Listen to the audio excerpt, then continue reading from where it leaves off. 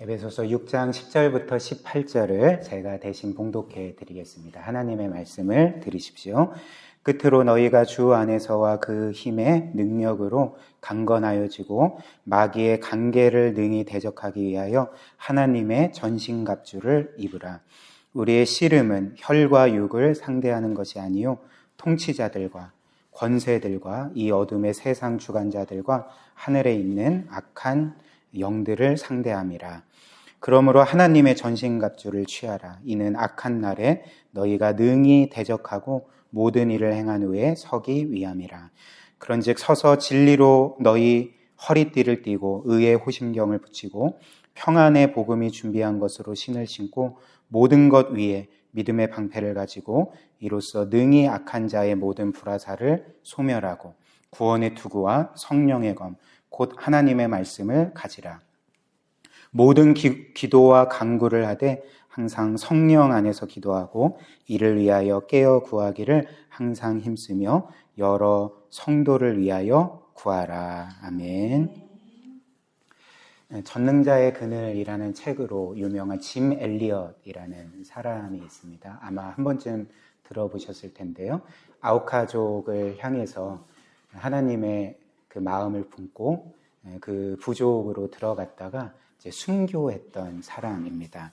근데 이 짐 엘리엇의 부인이었던 그 엘리자베스 엘리엇이 이제 이런 이야기를 했거든요. 한번 들어보십시오. 그리스도인의 삶은 전투하는 삶이다. 그리스도인은 링 안에서 싸우는 권투 선수와 같다.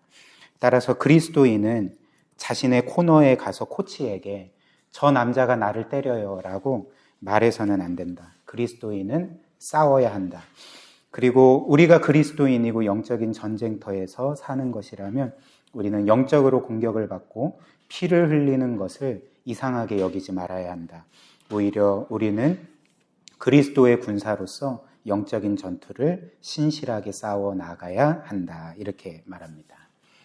그래서 우리는 이 땅을 살 때에 전쟁터에서 산다는 것이죠. 영적인 전쟁터에서 살고.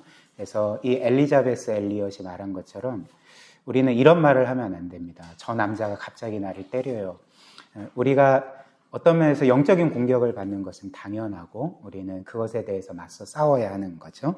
그래서 오늘 이 에베소서의 마지막 말씀이 영적인 전투에 대한 말씀입니다. 그래서 저는 오늘 이 말씀을 여러분들과 세 부분으로 살펴보고자 하는데요. 첫 번째는 우리의 적은 누구인지, 바로 사탄과 악한 영을 말하겠죠. 그리고 두 번째는 우리가 그들에 대해서 어떻게 싸워야 하는지, 그리고 마지막 세 번째는 우리가 싸움에 있어서 중요한 것은 또 깨어있는 것 아닙니까? 경계하는 건데 우리는 어떻게 영적으로 깨어있고 경계할 수 있는가? 기도를 말하죠. 그래서 이렇게 세 부분으로 우리의 적은 누구인지, 어떻게 싸워야 하는지, 하나님의 전신갑주를 입는 것입니다. 그리고 어떻게 깨어 있어야 하는지 기도하는 것이죠. 이렇게 세 부분으로 살펴보겠습니다. 첫 번째로 우리의 적은 누구인가라는 거죠. 영적인 전투에서 우리의 적은 우리가 쉽게 생각할 수 있는 것처럼 일단 우리 안에 있는 죄성이죠. 우리 안에 있는 남아있는 죄와 그 부패한 본성이 우리의 영적인 싸움의 적일 것입니다. 그리고 우리 안에 있는 이 죄성뿐만 아니라 이 세상의 여러 악한 유혹들, 악한 문화들도 우리의 적이라 할 수가 있죠. 그러나 오늘 성경은 우리의 주요한 적을 바로 그 영적인 존재들인 사탄과 악한 영이라고 말하는 것입니다. 한번 11절, 12절 보십시오. 11절입니다. 마귀의 관계를 능히 대적하기 위하여 하나님의 전신갑주를 입으라. 12절. 우리의 씨름은 혈과 육을 상대하는 것이 아니요 통치자들과 권세들과 이 어둠의 세상 주관자들과 하늘에 있는 악한 영들을 상대함이라. 그래서 영적인 전투에서 성경은 분명히 말합니다. 우리가 마귀의 관계를 대적해야 된다. 마귀의 전략과 공격을 우리가 대적해야 되고, 그리고 12절 말씀 보면 우리의 씨름은, 여기에서 씨름이라는 것은 이제 싸움을 의미를 하는 거죠. 우리의 싸움은 혈과 육을 상대하는 것이 아니다. 혈과 육은 그 사람을 가리키는 비유적인 표현입니다. 우리 사람이 혈과 육으로 되어 있지 않습니까?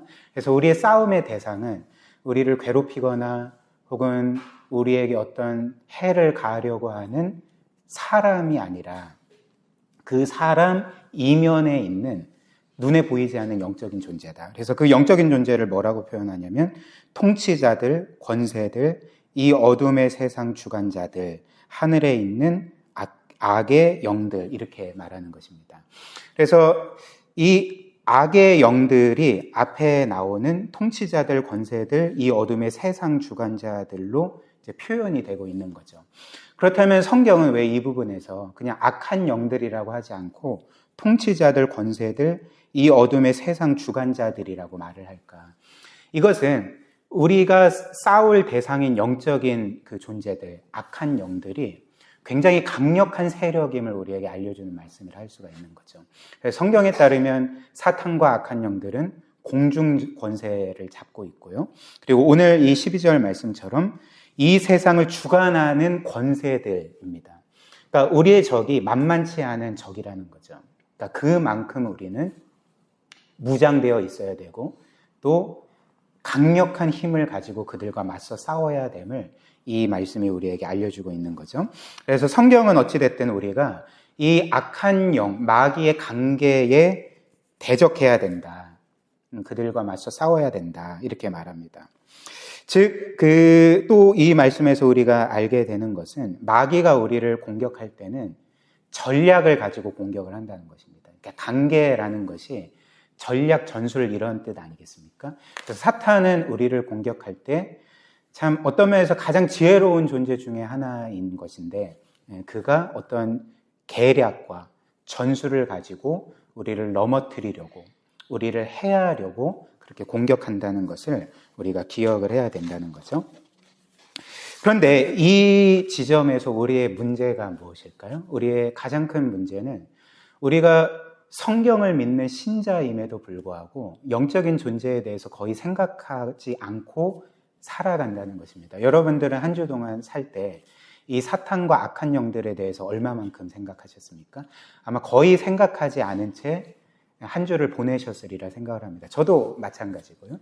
그리고 그 믿는 사람들뿐만 아니라 믿지 않는 사람들에게는 사실 어떤 면에서 굉장히 말도 안 되는 이야기로 들릴 것입니다. 눈에 보이지 않는 존재가 있다고, 영적인 존재가 있다고, 사탄과 악한 영과 마귀 같은 존재가 있다고. 그거는 옛날에 과학이 없던 그 무식한 사람들이나 믿던 미신이야라고 그렇게 반응하지 않겠습니까?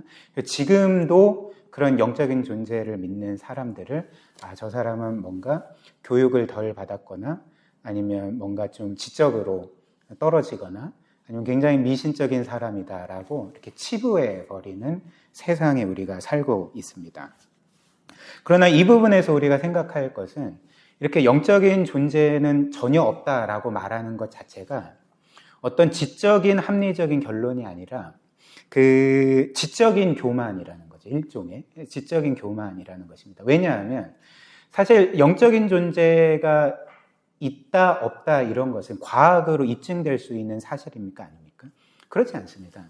과학이라는 것은 눈에 보이는 어떤 현상을 가지고 연구해서 결론을 내리는 것이 과학인데 과학은 사실 눈에 보이지 않는 이런 영적인 존재에 대해서는 그게 있다 없다라고 입증할 수가 없는 거죠. 그것은 그 애초부터 과학의 영역이 아니라는 것입니다.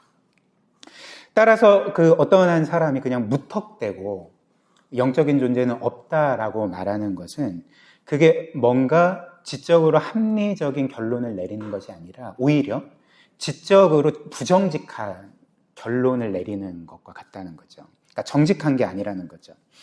물론 그 영적인 존재가 없다는 것이 과학으로 입증될 수 없을 뿐만 아니라 영적인 존재가 있다는 것도 과학으로 입증될 수 있는 것은 아닙니다. 그러나 제가 이제 말씀드리고자 하는 것은 이것 자체가 과학으로 입증될 수는 없지만 그럼에도 불구하고 역사가 시작된 이래로 모든 나라, 모든 민족, 모든 사람들은 이런 영적인 존재들에 대한 감각을 가지고 살았다는 거죠. 그리고 심지어 과학이 발달된 현재의 사람들도 이런 영적인 존재에 대해서 종종 두려워하지 않습니까? 그러니까 이상하게도 굉장히 과학이 발전된 시대인데도 뭐 누군가가 뭐 귀신을 봤다더라 라든가 뭐 구슬을 한다거나 뭐 이런 두려움을 갖는 것 자체가 무엇을 보여주냐면 정말 이런 그 영적인 존재에 대한 감각이 보편적이라는 거죠. 역사와 지역을 초월해서 모든 사람들에게 이런 감각이 있고, 이런 감각이 있다는 것은 실제로 영적인 존재가 있다는 것을 입증하는 것 아니겠습니까? 그리고 무엇보다도 우리가 이런 영적인 존재가 있다는 것을 부정해버리면, 특별히 이 사탄과 악한 영의 존재를 부정해버린다면 인류는 굉장히 큰 문제에 부닥치게 됩니다. 그 문제가 무엇이냐면 이 땅에서 일어나는 정말 우리가 매일매일 뉴스에서 듣는 그 끔찍한 악한 사건들, 혹은 역사상 일어났던 뭐 나치의 600만 유대인 학살이나 캄보디아의 킬링필드 같은 인종 청소나 혹은 연쇄살인이나 이런 일들을, 이런 극도로 악한 일들을 설명할 수 없게 된다는 것입니다. 악한 영의 존재를 부정해버린다면. 이와 관련해서 그 콜롬비아 대학의 교수이자 그 무신론자인 그 앤드류 델방코라는 사람이 있습니다. 근데 그 사람이 그 오래전에 그 사탄의 죽음이라는 책을 썼거든요. 사탄의 죽음. 근데 이 사탄의 죽음이라는 책의 주요 내용이 무엇이냐면, 지금 이 현대 사회는 이제 자신들이 말하기를 과학이 매우 발전했기 때문에 우리는 더 이상 과거처럼 이런 영적인 존재에 대해서 믿지 말아야 된다. 이것을 믿는 것은 이제 미개한 것이고 지적으로 떨어진 것이다라고 이제 주장을 한 결과가 무엇이냐면, 이 세상에서 일어나는 가공할 만한 악을 우리는 더 이상 설명할 수 없게 되었다라고 말하는 거죠. 이게 그 책의 핵심 내용입니다. 그래서 사탄의 죽음이라는 것이 이제 사람들이 더 이상 사탄이나 악한 영의 존재를 믿지 않는 거죠. 그렇다 보니까 이 세상에서 일어나는 끔찍한 죄악상들, 보편적인 죄악들을 설명할 길이 없어졌다는 것입니다. 그리고 그 앤드류 델방코가 그 책을 쓴 이후에 이제 미국의 한 토크쇼에 출연해서 그 사회자와 이런 인터뷰를 했다고 합니다. 제가 한번 읽어드리겠습니다. 그래서 사회자가 그 델방코에게 이렇게 물은 거죠. 왜 당신은 우리가 초월적인 악에 대한, 악한 영에 대한 감각을 잃어버린 것이 우리 사회에 나쁘다고 말합니까? 그것도 당신과 같은 세속적이고 신을 믿지 않는 그런 그 무신론자가, 자유주의적인 사람이 왜 이런 책을 쓴 건가요? 이렇게 질문을 했습니다. 이에 대해서 앤드류 델방코가 이렇게 답을 했습니다. 저는 동유럽의 유대인 가정의 손자입니다. 따라서 저의 가족은 홀로코스트, 그러니까 그 나치의 유대인 대학살이죠. 이 홀로코스트를 겪었습니다. 그래서 저의 친척들 중 일부는 나치에 의해서 죽었습니다. 그런데 만약 당신이 이렇게 영적이고 초월적인 존재에 대한 개념을 버린다면, 그래서 이 세상에 일어나는 끔찍한 악들이 단지 인간의 연약함이나 실수나 가정과 사회의 문제의 결과일 뿐이라고 말한다면 우리는 큰 문제를 겪게 됩니다. 우리는 이 세상에서 일어나는 끔찍한 악들을 더 이상 설명할 수 없게 됩니다. 이렇게 답을 했답니다.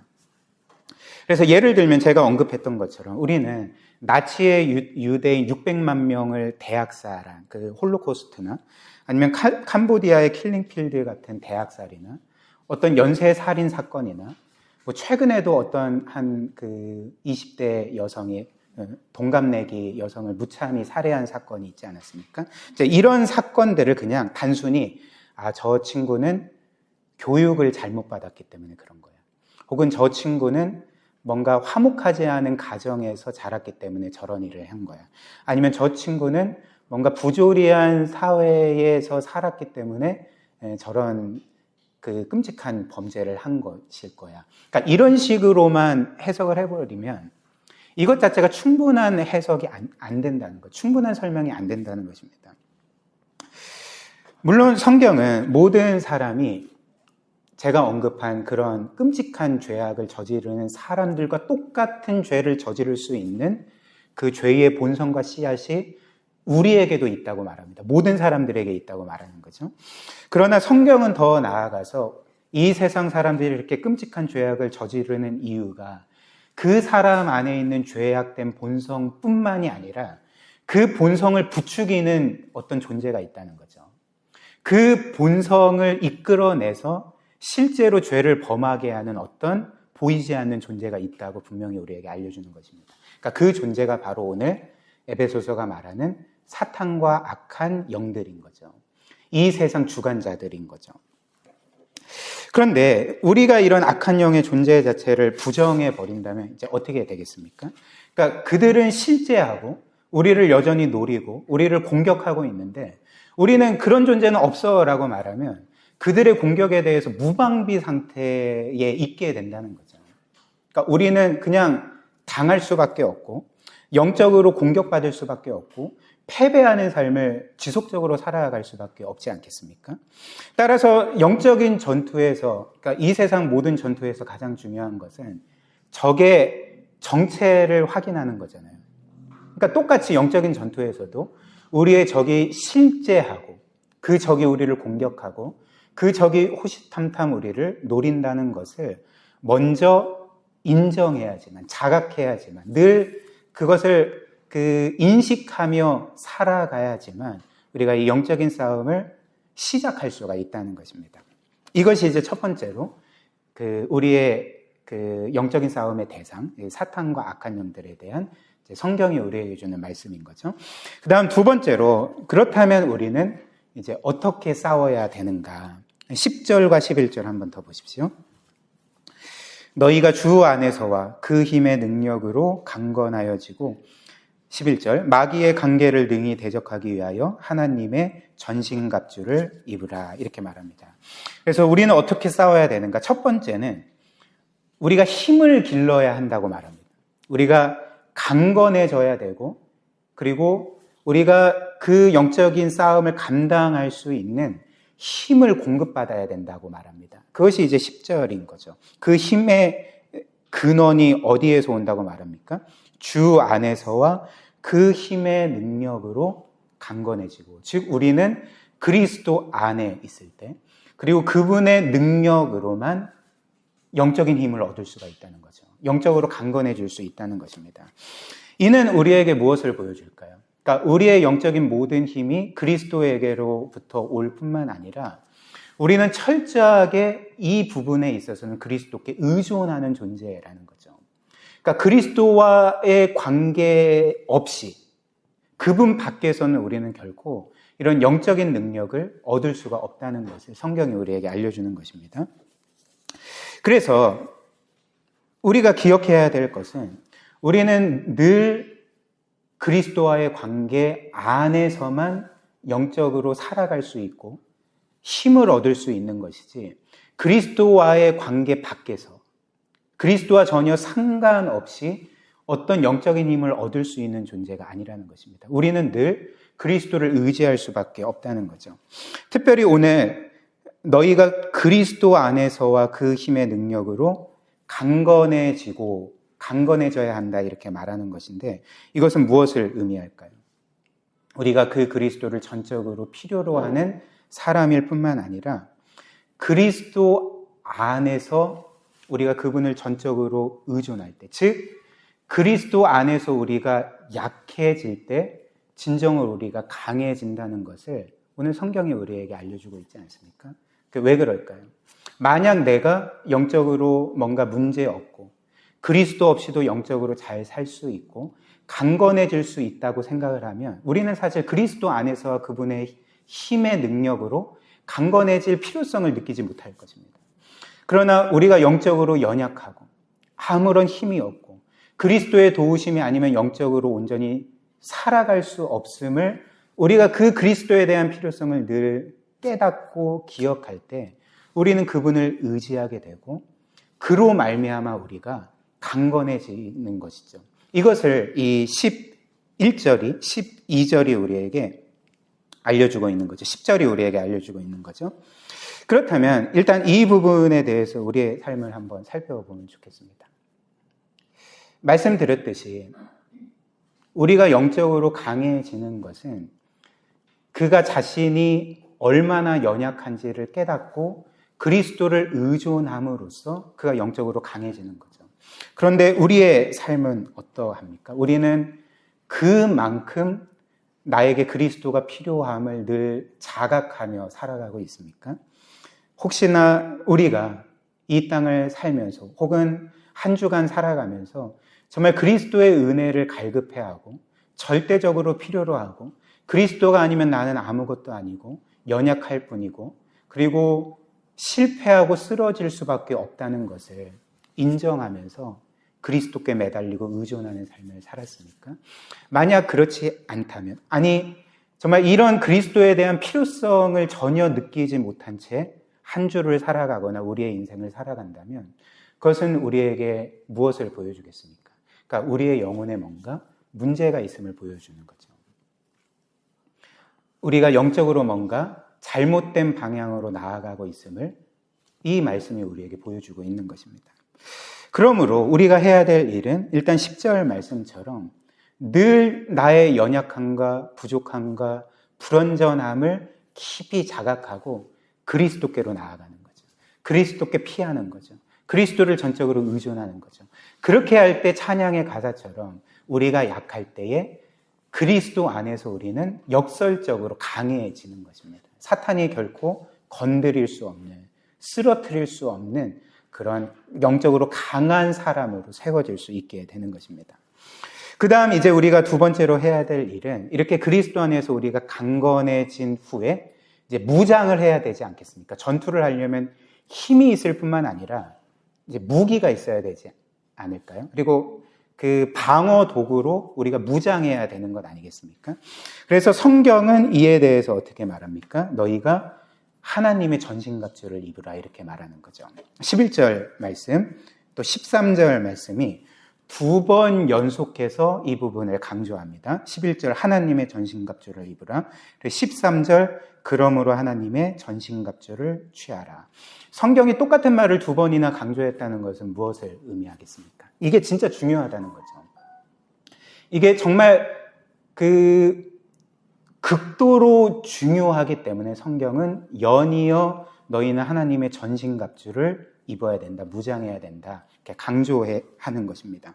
그렇다면 하나님의 전신갑주는 구체적으로 무엇인가? 이제 14절 이하의 말씀이 이제 이 전신갑주가 무엇인지를 우리에게 알려주는 거죠. 14절 진리로 너희 허리띠를 띠고, 즉 진리의 허리띠죠. 15절 평안의 복음이 준비한 것으로 신을 신고, 복음의 신발이죠. 16절 믿음의 방패를 가지고, 그리고 17절 구원의 투구와 성령의 검 곧 하나님의 말씀을 가지라.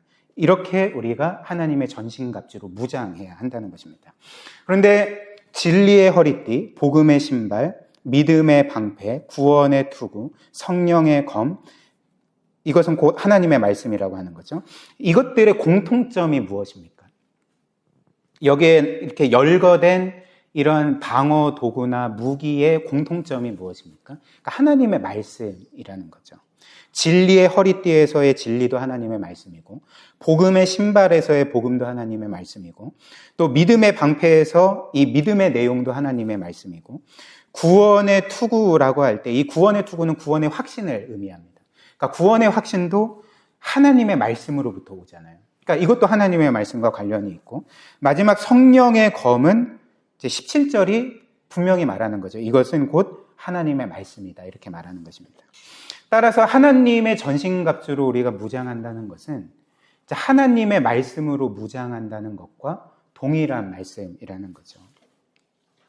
그렇다면 하나님의 말씀이 이 사탄의 계략을 이길 수 있는 그런 공격 도구이자 방어 도구가 되겠는가? 왜 그런가라는 거죠.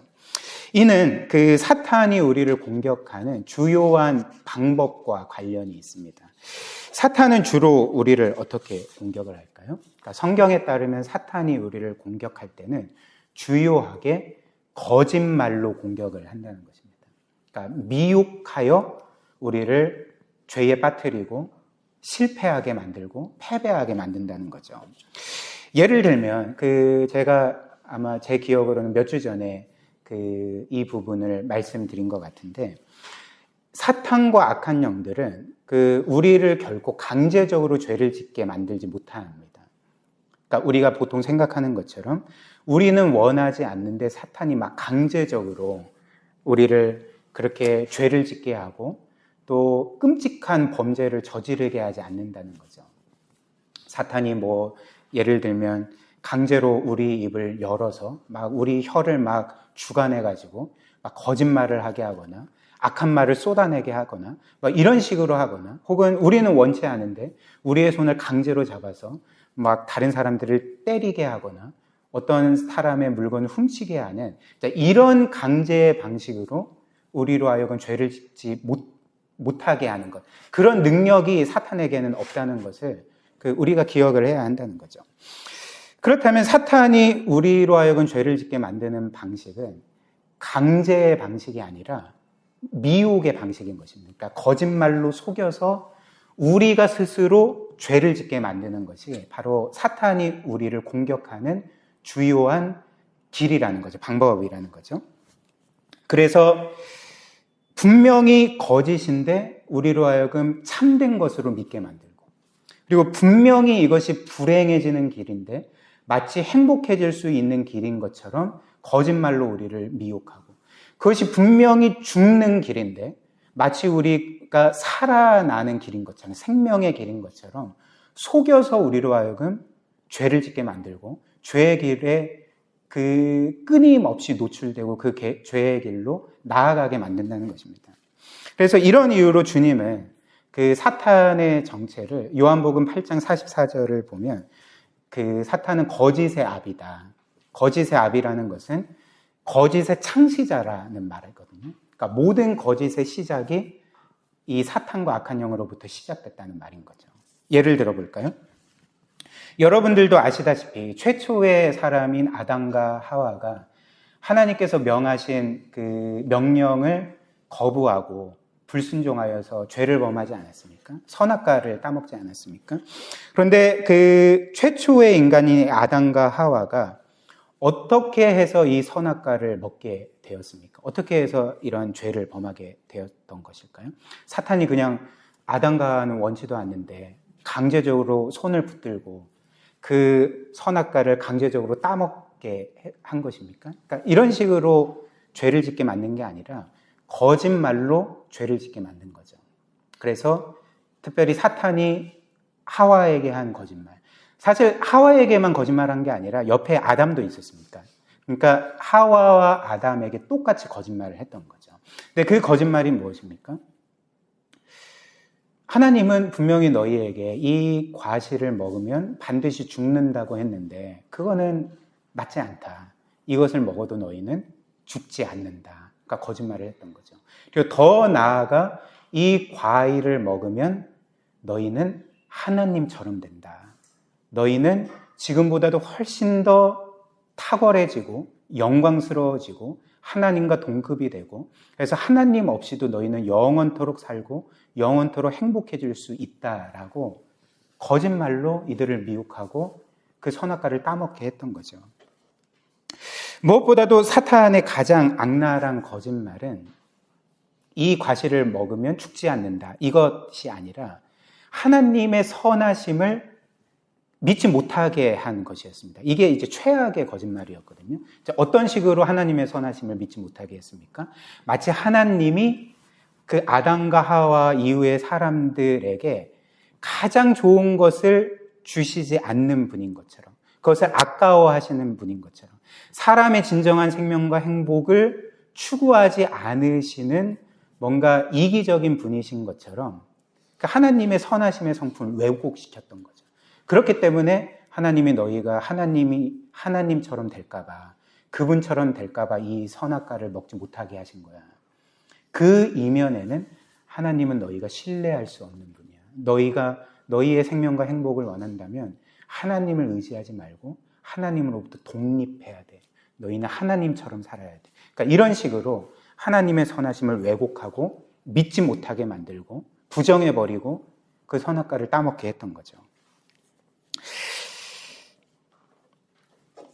그래서 어찌됐든 성경이 우리에게 알려주는 바는 사탄은 늘 우리를 공격할 때 이렇게 거짓말로 미혹해서 우리로 하여금 죄를 짓게 만들고 우리로 하여금 패배를 경험하게 만드는데, 그렇다면 오늘 이 성경이 우리에게 알려주는 것처럼 우리가 하나님의 전신갑주로 무장될 때, 즉 하나님의 말씀으로 무장되고 성령의 검인 그 하나님의 말씀으로 그 악한 영들과 맞서 싸우게 될 때에 왜 이 하나님의 전신갑주가, 이 하나님의 말씀인 성령의 검이 그 모든 악한 영의 계략을 이기게 만드는 것입니까?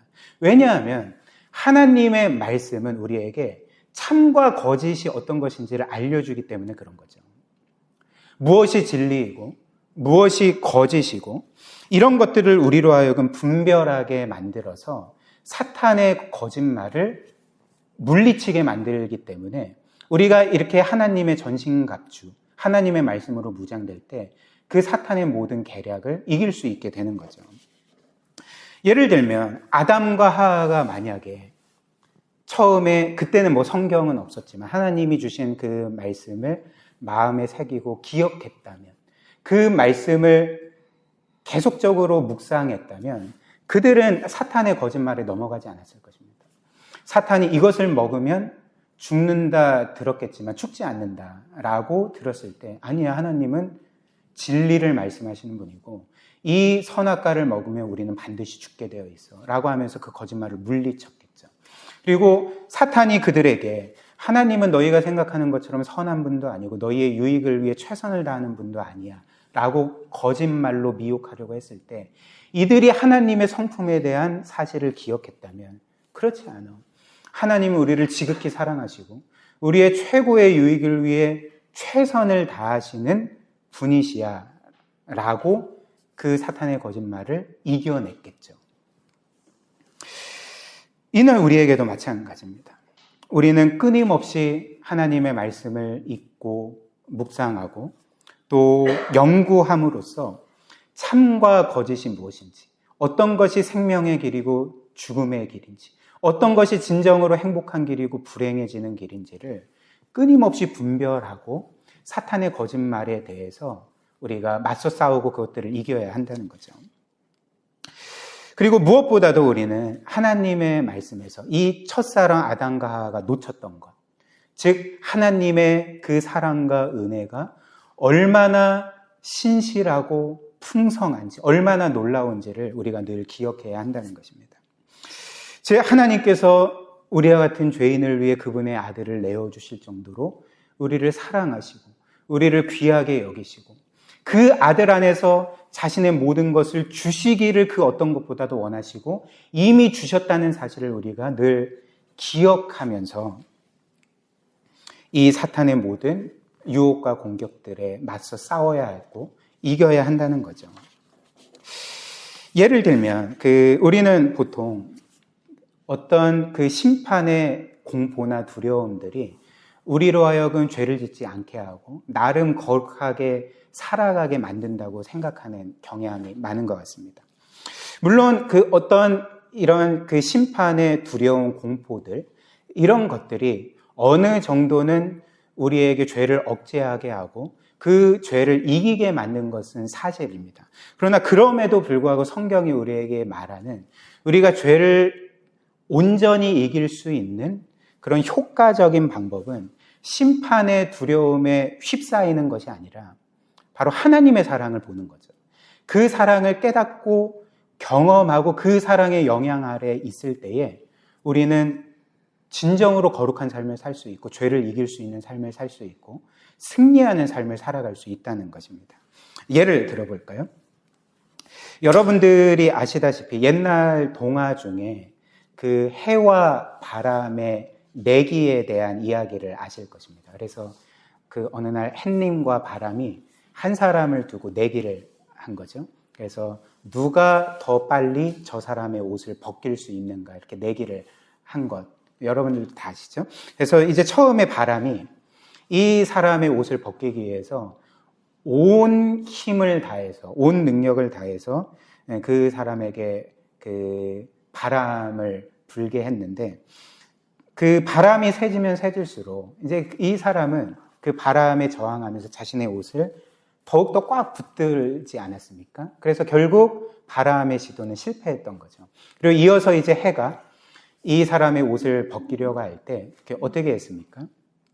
그러니까 따뜻한 햇빛을 계속 그 사람에게 보냄으로써 이제 그 사람이 스스로 자신의 옷을 벗도록 만들어서 결국은 이제 해가 바람에게 이겼다. 뭐 이런 동화 있지 않습니까?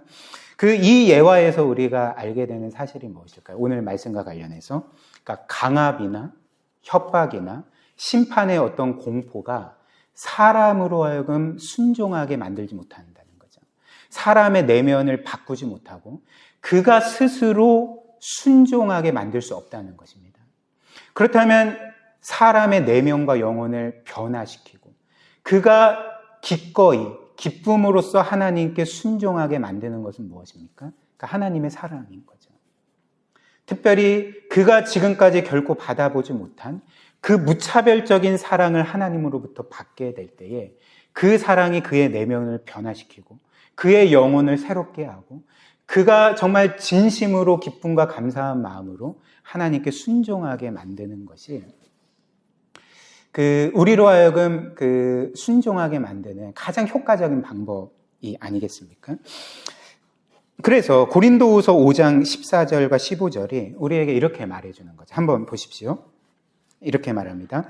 그리스도의 사랑이 우리를 강권하시는도다. 우리가 생각하건대 한 사람이 모든 사람을 대신하여 죽었은즉 모든 사람이 죽은 것이라.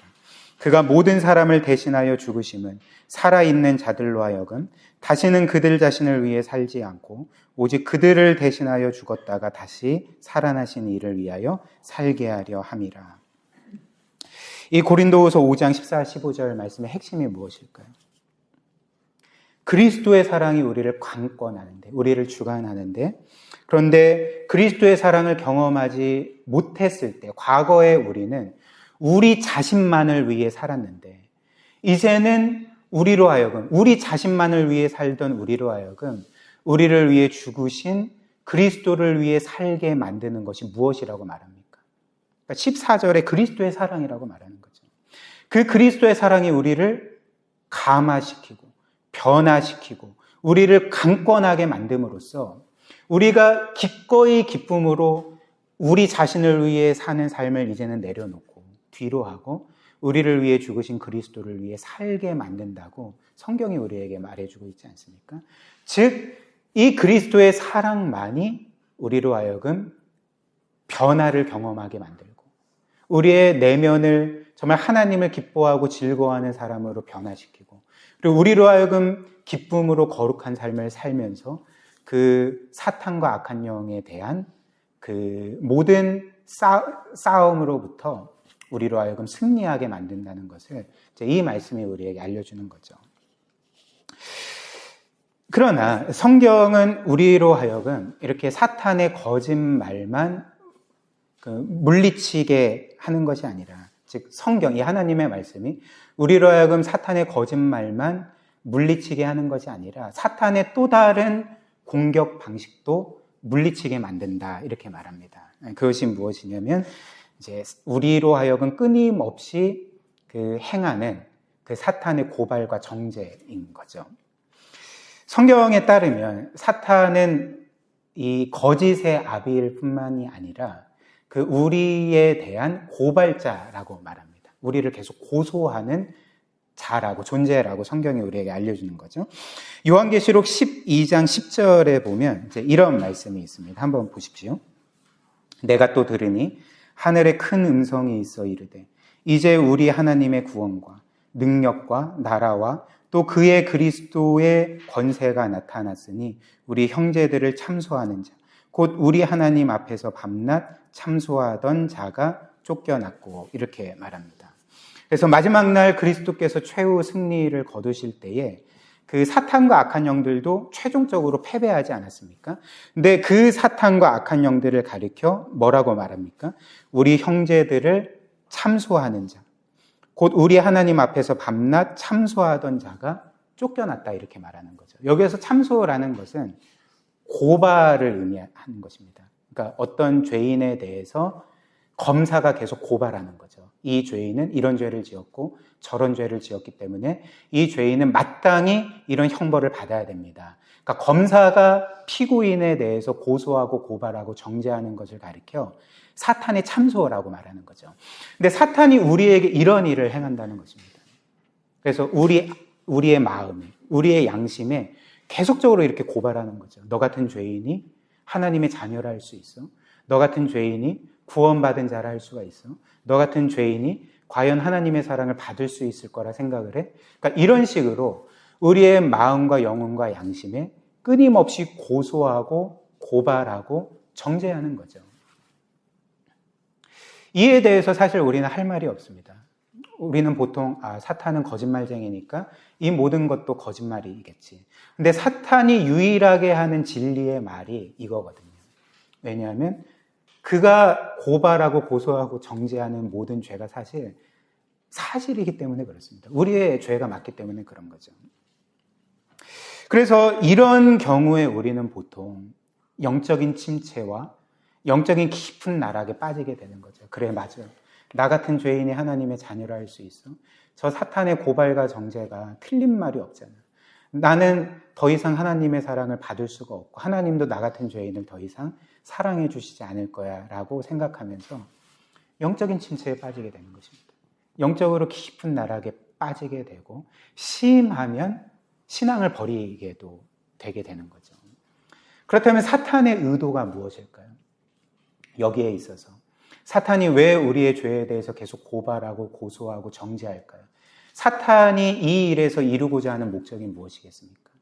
그러니까 결국은 우리로 하여금 그리스도로부터 끊어지게 만들려고, 그리스도의 사랑을 부정하게 만들고 그 사랑을 의지하기보다는 오히려 이제 그 사랑이 나의 것이 아니고 나에게는 아무 희망과 아무 소망이 없어라고 말하면서 영적으로 그냥 절망하게 만들어버리기 위해서 사탄이 계속 우리를 이런 식으로 고소하고 고발하는 거죠.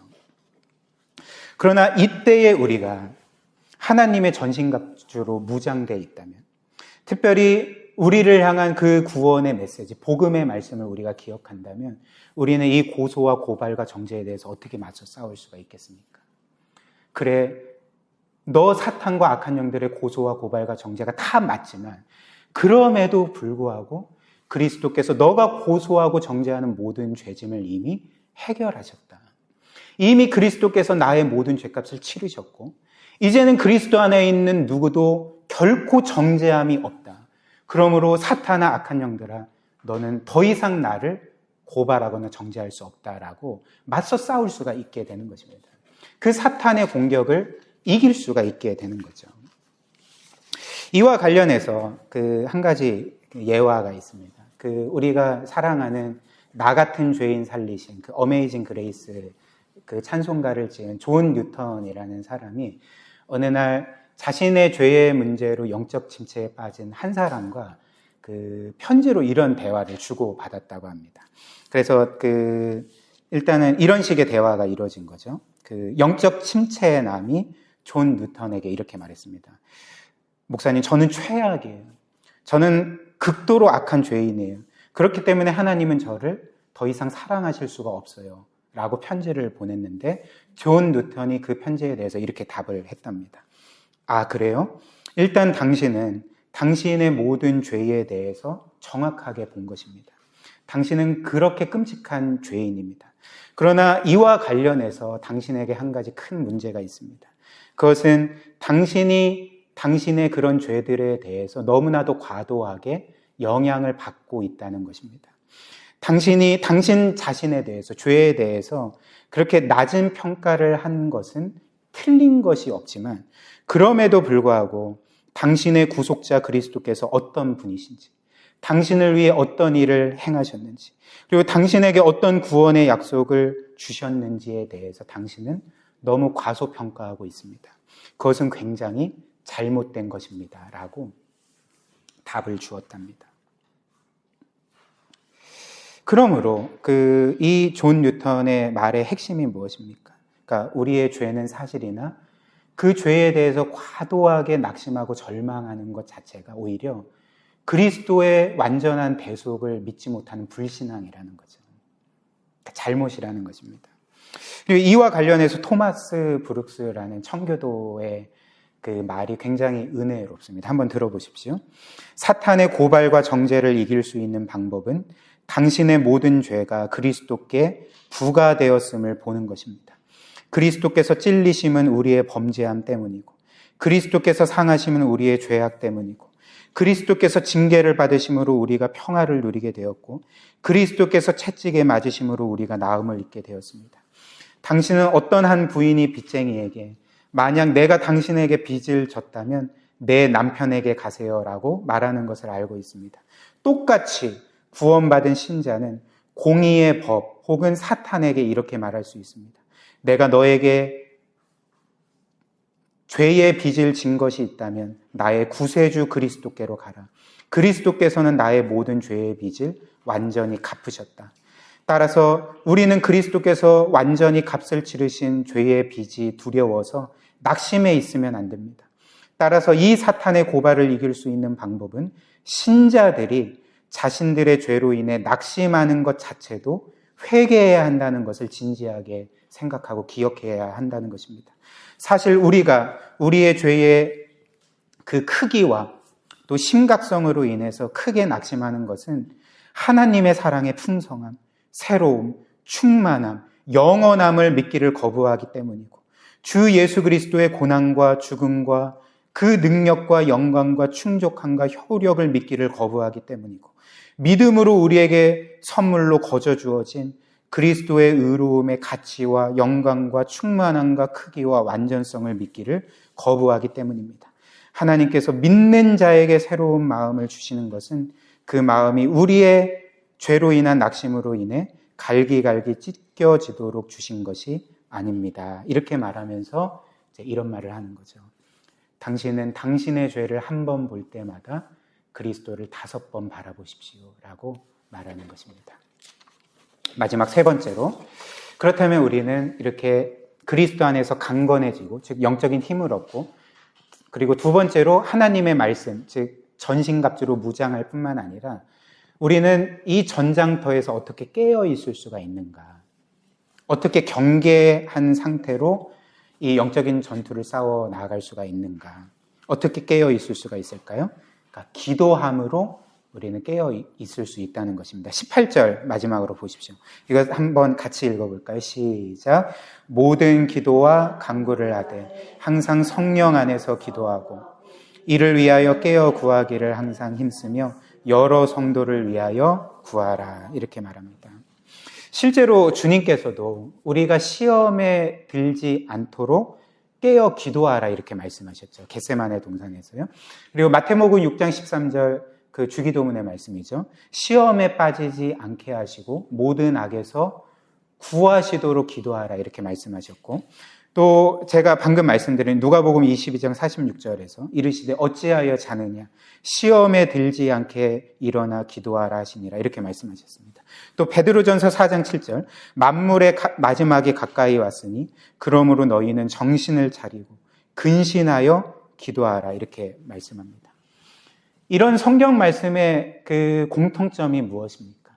그러니까 우리가 영적으로 깨어 있기 위해서는 기도해야 한다는 거죠. 바꿔 말하면 무슨 말이 될까요? 우리가 기도하지 않는다면, 간구하지 않는다면 우리는 영적으로 잠들어 있을 수밖에 없고, 영적으로 그 어떤 그 무방비 상태로, 무의식 상태로 있을 수밖에 없다는 것을 우리에게 알려주는 말씀 아닙니까? 그리고 당연히 우리가 영적으로 잠들어 있다면, 이렇게 무방비 상태에 있다면 우리는 사탄과 악한 영의 공격들에 결코 승리할 수가 없는, 그 공격에 100점 100패할 수밖에 없다는 것을 우리가 이 말씀을 통해 깨닫게 되는 거죠. 사랑하는 여러분, 오늘 이 기도에 대한 말씀, 너희가 깨어 기도하라. 특별히 시험에 들게 하지 마시고 모든 악에서 구해 주시도록 기도하라 라는 말씀은 너희가 기도함으로써 깨어 있으라는 말씀일 뿐만 아니라 이런 영적인 전투에서 우리에게 승리를 보장하시는 하나님의 약속의 말씀이기도 합니다. 저와 함께 주기도문 강해 말씀을 나눌 때에 제가 이런 말씀을 드렸죠. 주께서 너희가 시험에 빠지지 않게 하시고 모든 악에서 구해 주시도록 하나님께 기도하라는 그 말씀은 우리가 그렇게 기도할 때 하나님이 반드시 우리를 그처럼 도우시고 승리하게 해주실 것이라는 하나님의 약속의 말씀이라고 여러분들에게 말씀드렸던 것을 기억하실 것입니다. 이렇듯이 하나님의 말씀에는 결코 헛된 것이 없는 거죠. 하나님이 어떤 말씀을 주셨을 때는 허투루 주신 말씀이 없고 그 말씀을 주셨지만 내가 이 말을 이룰지 말지는 내가 좀 고민해 보겠다. 이런 취지로 주신 말씀이 전혀 없다는 것입니다. 하나님이 주신 말씀은 반드시 이루어지고 반드시 성취되고 그렇기 때문에 깨어 기도하라. 근신하여 기도하라. 그리고 시험에 빠지지 않고 모든 악에서 구해주시도록 기도하라 말씀하셨을 때는 우리가 그렇게 기도할 때 하나님이 반드시 그 기도를 들으시고 영적인 승리를 우리에게 주신다는 그런 약속의 말씀이라는 것을 우리가 기억해야 한다는 거죠. 그렇기 때문에 우리는 이 말씀을 붙들고 기도해야 됩니다. 아무리 우리가 영적으로 하나님의 전신갑주로 무장된다 할지라도 하나님으로부터 오는 그 하늘의 능력을 받지 않는다면, 하나님의 도우심을 받지 않는다면 우리는 이 영적인 싸움에서 결코 승리할 수가 없는 거죠. 그렇기 때문에 늘 깨어 기도함으로써 늘 하나님의 능력과 은혜와 도우심을 구하고, 특별히 정말 말씀드린 것처럼 우리가 늘 하나님의 사랑의 영향 아래 있기를 구하며 기도함으로써 이렇게 우리가 평생 동안 싸워 나가야 될 이 영적인 전투에서 늘 승리하는 그런 복된 삶 사시기를 주님의 이름으로 축복합니다.